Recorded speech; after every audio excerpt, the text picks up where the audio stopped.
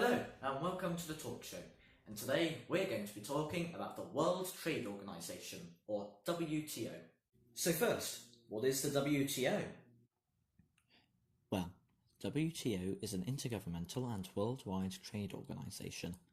It says on its website that it provides a forum for negotiating agreements aimed at reducing obstacles to international trade and ensuring a level playing field for all, thus contributing to economic growth and development. It also has a body of trade agreements and trading rules, which sets out how you're allowed to trade with other nations inside the WTO.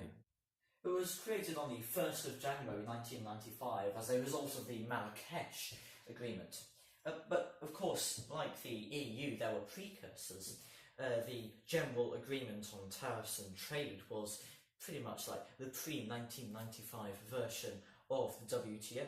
In fact, its general purpose and many of the agreements in GATT have been copied and pasted pretty much into the WTO. In fact, GATT's agreements and rules, in fact all of it, is still in operation under WTO framework. The WTO aims to eliminate tariffs and create as free a trade among all nations as possible. This is why some nations have been so annoying to it, and even threatening to leave. When you're in WTO, you would try and negotiate a free trade deal with other individual member states. This is a special trade deal that dictates all of the rules for how you trade with the other individual country within the WTO. But even if you don't have a deal with another country, you can still trade with them. But this would be done under WTO terms. All WTO nations are expected to submit a document called their schedules. This sets out how they will trade with other nations that they don't have an agreement with.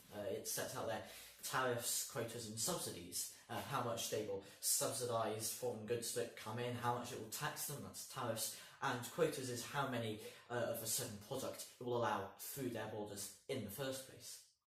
These schedules are usually quite harsh, sometimes reaching 40% of tariffs for nations with no free trade deals. And the WTO operates under rules that means the countries can't raise or lower tariffs for individual nations. They need to be the same for all of the countries. This means that if a country didn't have a trade deal with Russia, the USA and India, then it can't apply different trade tariffs to the different countries. They must all be subject to the same tariffs unless trade deals are struck. This encourages member states to strike trade deals with each other to avoid blanket tariffs, quotas and subsidies, which might not be great for your country's business and trade around the world. But generally in trade deals, these tariffs and quotas are much lower than in schedules, which, so it's an effective way of reducing barriers to trade. All schedules also need to be certified before they are official, meaning that all 164 member nations need to agree to them before a country can start officially trading under them. Objections can be made to any country's schedules, and trying to overturn them can be costly and difficult. Although in reality countries can trade under their schedules even with objections and with the schedules being unofficial. Well, this is all very interesting, but why is any of it important? Well, like normal, it's Brexit. So what does any of this have to do with Brexit? Well, actually it has quite a lot to do with people who promoted leaving the EU without a deal, like Nigel Farage or Jacob Rees-Mogg or Mark Francois, the hardcore ERG members. They say it's the best option of Brexit.